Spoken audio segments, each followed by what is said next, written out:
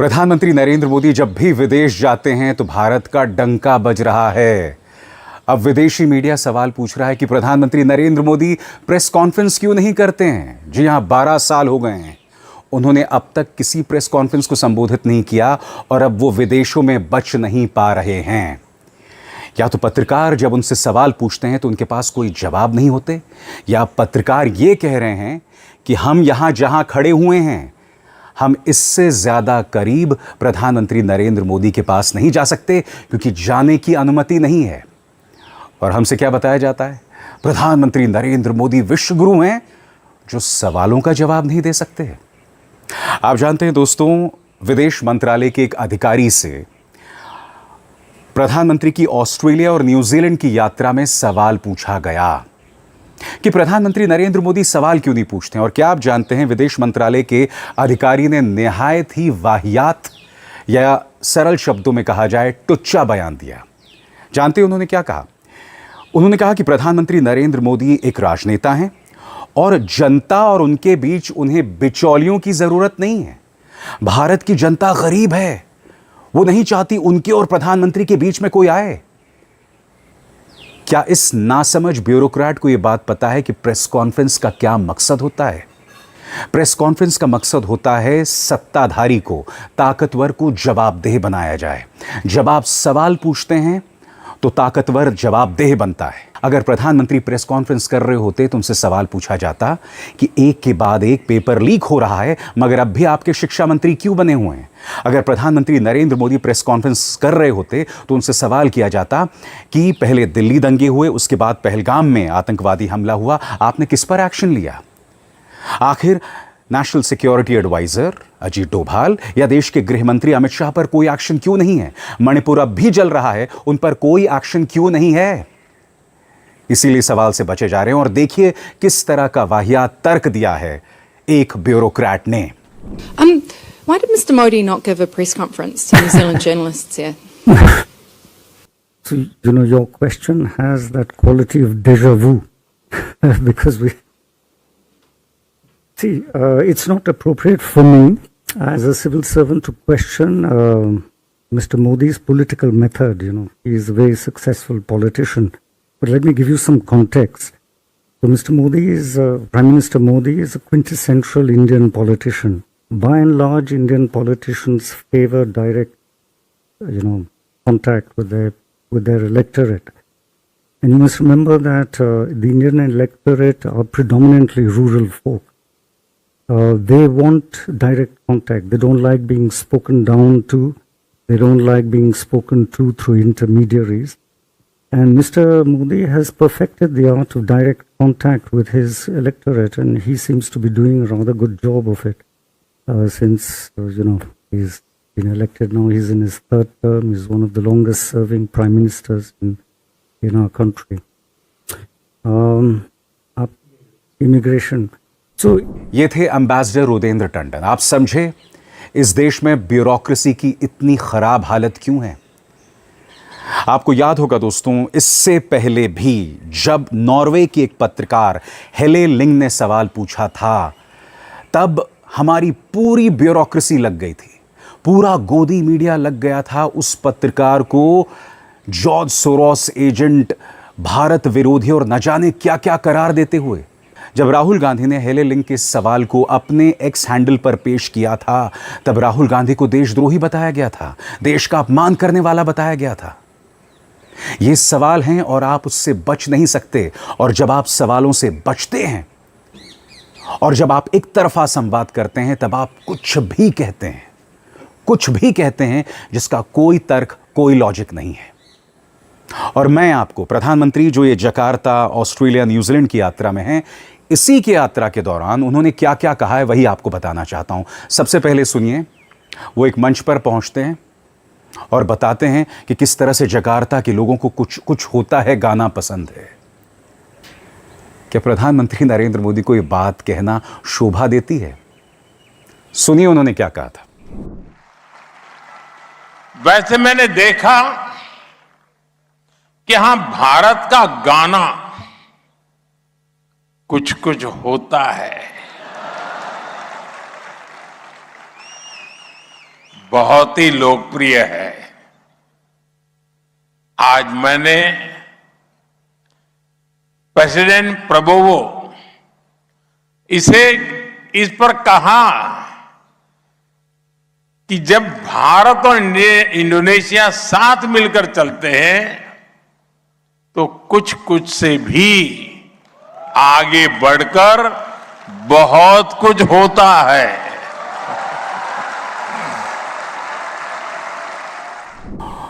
और बात वहां नहीं रुकती। प्रधानमंत्री उसके बाद गणित भी समझा रहे थे। 6 + 2 8। और किस तरह से 6 + 2 8 बता रहे थे कि 26 जनवरी में 6 + 2 8 है, फलाने के जन्मदिन में 1 + 7 8 है। देखिए प्रधानमंत्री ने क्या कहा था। पिछले साल 26 जनवरी को भारत ने अपना गणतंत्र दिवस धूमधाम से मनाया। 26, 2 और 6, 2 + 6 =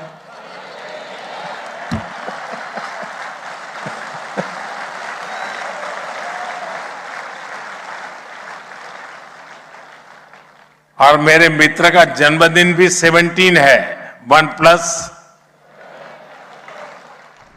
और अब एक जरूरी संदेश, सच के इस सफर में मेरा साथी बनिए, मेरा चैनल ज्वाइन कीजिए और इनमें से एक विकल्प, एक ऑप्शन चुनिए। शुक्रिया। और ये तमाम बातें वो विदेश में जाकर कह रहे हैं। इस तरह की तमाम बातें कही जा रही हैं। सबसे बड़ी बात, उनका जो ताजा बयान आया है उसमें उन्होंने कहा कि आज से 30 साल पहले मैं न्यूजीलैंड गया था। मैं आपसे एक सवाल पूछना चाहता हूं। प्रधानमंत्री के बारे में बताया जाता है कि वो एक लंबे अरसे तक भिक्षा मांगते थे। आपको याद है? प्रधानमंत्री की पुरानी तस्वीरें आई हैं जब वो बहुत जवान हुआ करते थे। ये अमेरिका की तस्वीरें हैं।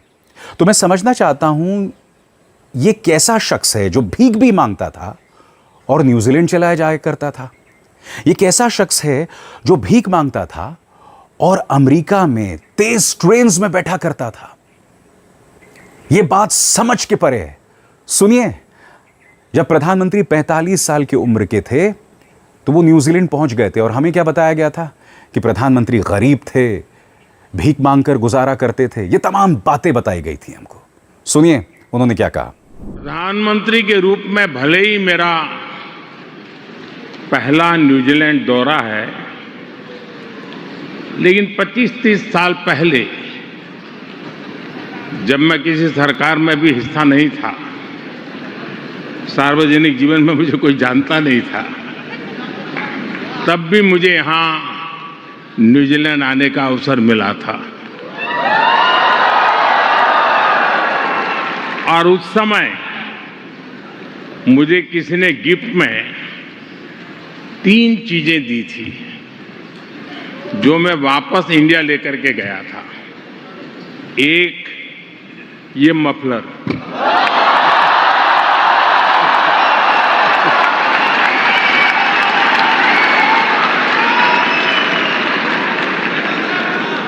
एक कैप और एक दस्ताना, क्योंकि ठंड का मौसम था।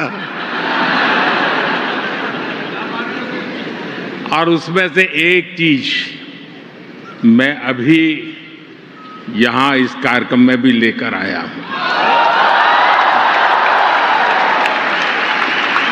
ये मफलर जो आप देख रहे हैं, ये 25-30 साल पहले मुझे न्यूजीलैंड के एक साथी ने दिया था।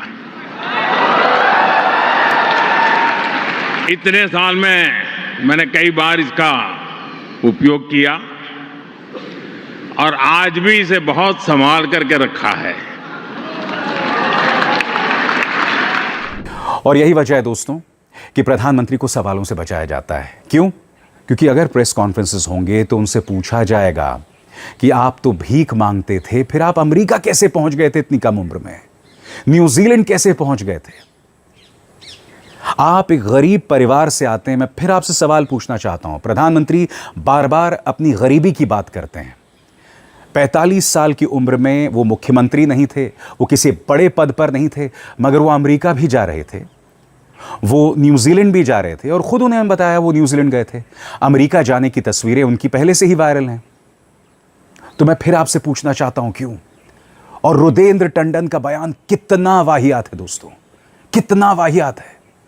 कांग्रेस इस पर प्रहार कर रही है। पवन खेरा ने क्या सवाल पूछे हैं आपके स्क्रीन पर, इसके एक एक लफ्ज पर गौर कीजिएगा क्योंकि ये काफी तर्कपूर्ण है। पवन खेरा कहते हैं, सरकारी अफसर जिस प्रकार की सेवा कर रहे होते हैं आमतौर पर उसी का पक्ष रखते हैं, इसलिए इसमें हैरानी की बात नहीं है कि रुदेंद्र टंडन ने विदेश में जिस सरकार का प्रतिनिधित्व किया उसकी आलोचना नहीं की। उनकी बात समझी जा सकती है, लेकिन लोकतांत्रिक नजरिए से उसे सही नहीं ठहराया जा सकता। कुछ बातें साफ तौर पर सामने आती हैं। नंबर 1, दुनिया भर का मीडिया मोदी की चुप्पी पर सवाल उठा रहा है, पहले नॉर्वे फिर न्यूजीलैंड। नंबर 2, टंडन जी की बात से ऐसा लगता है कि मीडिया जो लोकतंत्र का चौथा स्तंभ है उसकी अहमियत सरकार की सुविधा के हिसाब से तय होगी, जबकि सच यह है कि जनता से सीधे संवाद करना मीडिया के सवालों और जवाबदेही की जगह कभी नहीं ले सकता। इसी तर्क से फिर यह कहा जा सकता है कि अगर सरकार तुरंत न्याय में भरोसा रखती है तो अदालतों को छोड़कर एनकाउंटर, मॉब लिंचिंग या दंगों के जरिए भी न्याय कर दिया जाए। यह तर्क बेहद कमजोर है और साफ तौर पर लोकतंत्र की भावना के खिलाफ जाता है। और यही हो रहा है दोस्तों। नॉर्वे में पत्रकार हेले लिंग के सवाल के जवाब में क्या हुआ था आप जानते हैं, और वो मैं आपको फिर सुनाऊंगा। मगर अब मैं आपको एक छोटा सा 9-10 सेकंड का क्लिप दिखाना चाहता हूं जो ऑस्ट्रेलिया से है। एक पत्रकार जो है खड़ा हुआ है और बता रहा है कि अब हम इससे आगे नहीं जा सकते क्योंकि इजाजत नहीं है, क्योंकि प्रधानमंत्री नरेंद्र मोदी सवालों के जवाब नहीं देना चाहते। देखिए, This is about as close as we'll get to Narendra Modi on his trip to Melbourne. He famously avoids unscripted news conferences, preferring instead more staged managed appearances. अब मैं आपसे एक सवाल पूछना चाहता हूं दोस्तों, ये देश की तौहीन नहीं है तो क्या है? दुनिया भर में अब ये संदेश जा रहा है कि प्रधानमंत्री सवालों के जवाब नहीं देना चाहते। अब आप समझे कि अब हिसार शर्मा, रवीश, दीपक शर्मा, आखिर ये तमाम पत्रकार न्यूज़ चैनल्स में काम क्यों नहीं करते? क्योंकि इन्हें अपनी पालतू मीडिया में ऐसे पत्रकार नहीं चाहिए जो सत्ता से सवाल करें। जी हां, जब सवाल किया जाता है तब ये बौखला जाते हैं, और न सिर्फ भारतीय जनता पार्टी, इनका पूरा media.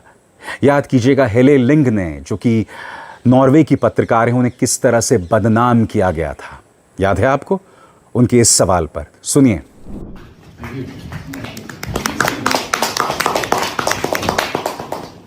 Prime Minister Modi, why don't you take some questions from the freest press in the world?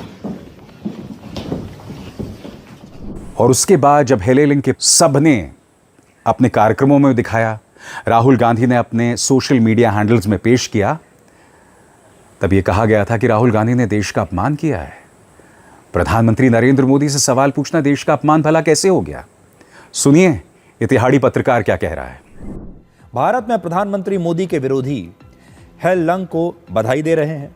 Bharat के अपमान पर वो तालियां बजा रहे हैं, और वो ये भूल गए कि ये अपमान प्रधानमंत्री मोदी का नहीं है, ये अपमान भारत का अपमान है। और दोस्तों, जिस हेले लिंग को बदनाम किया गया था, उनके बारे में अपशब्द, उन्हें गालियां दी गई थी, उनके माँ बाप तक को गालियां दी गई थी, उस हेले लिंग ने प्रधानमंत्री नरेंद्र मोदी के बारे में जो इस वक्त विदेशों में हो रहा है उस पर उनका बयान आया है। हेले लिंग क्या कहती हैं, मैं पढ़ के सुनाना चाहता हूं। वो कहती हैं, Been screamed at by an NDTV reporter and an India Today host in May feels worth it today.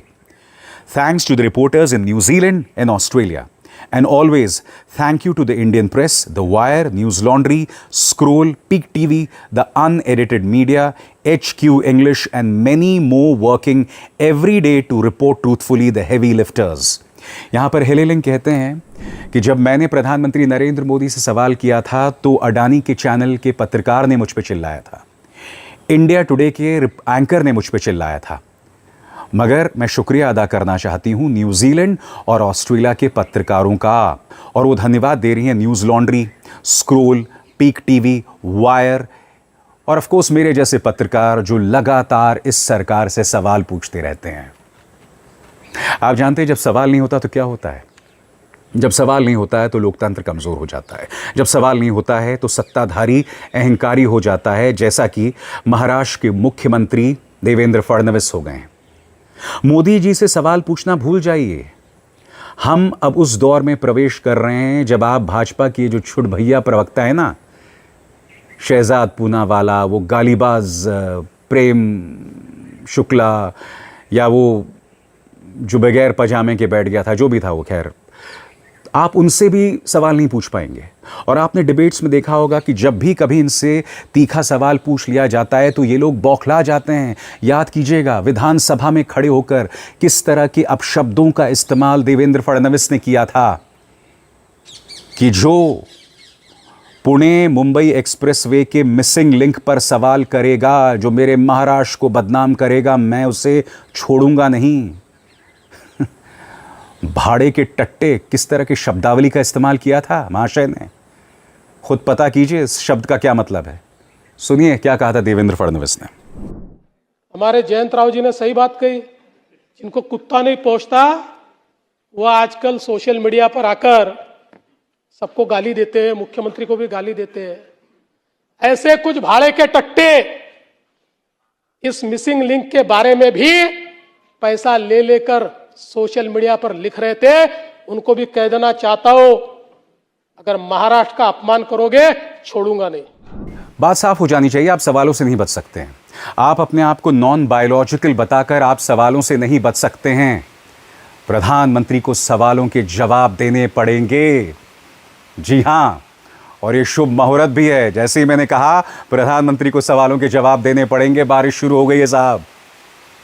प्रधानमंत्री इशारा समझिए, लोगों के सवालों का जवाब देना शुरू कीजिए, सवालों से भागिए मत।